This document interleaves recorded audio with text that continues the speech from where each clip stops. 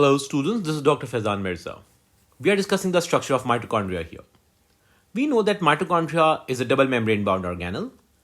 The inner membrane is folded inwards to form finger-like projections called cristae. There is an outer membrane, there is an inner membrane. In between the two, there is an intermembrane space.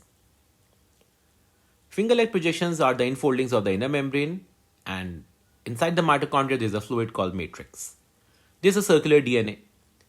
And along the inner membrane, there are stock particles which are ATP synthase that can carry out chemiosmosis.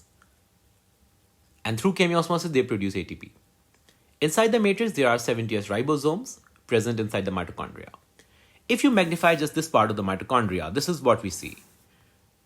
There is a high H plus concentration in the intermembrane space and a low H plus concentration in the matrix of the mitochondria.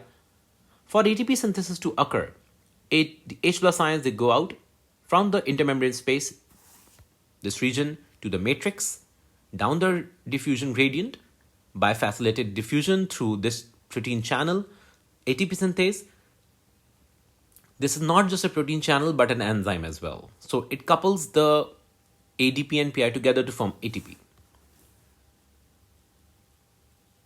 The electrochemical gradient of H plus ions exists between the intermembrane space and the mitochondrial matrix, and this is exactly where the energy comes from. When the H plus moves down the gradient into the matrix, ADP and PI combine together to form ATP through the enzyme ATP synthase. This is called chemiosmosis. When we're discussing the structure of mitochondria in detail, again, we can just recall all these structural details, very similar to already what we have covered. We'll be discussing some more details of these particular regions of the mitochondria, that which part of mitochondria is performing which function.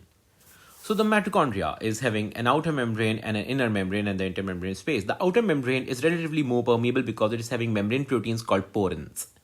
The intermembrane space is having a high H plus concentration, and that's the basic characteristic feature of the intermembrane space. The inner membrane is folded inwards to form cristae.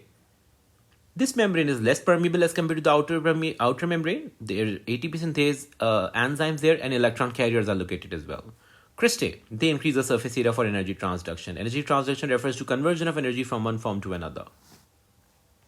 Circular DNA. The circular DNA of mitochondria is having 37 genes. These 37 genes are all essential for making all the mitochondrial proteins which are required by mitochondria throughout its life. So the mitochondria is so evolved that it doesn't need the nuclear DNA for any protein synthesis. There are 70S ribosomes which can very well carry out mRNA translation during protein synthesis. The matrix of mitochondria is having a low H plus concentration. The oxygen that we inhale reach eventually into the mitochondria. Carbon dioxide is accumulated in the mitochondrial matrix, from where it goes out into the cytoplasm of the cell, and then it goes into the blood, and from the blood it is going eventually into the alveoli, and we exhale that carbon dioxide.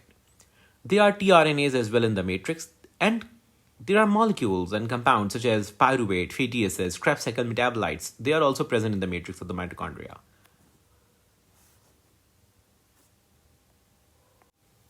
That's it from my side. Thank you so much.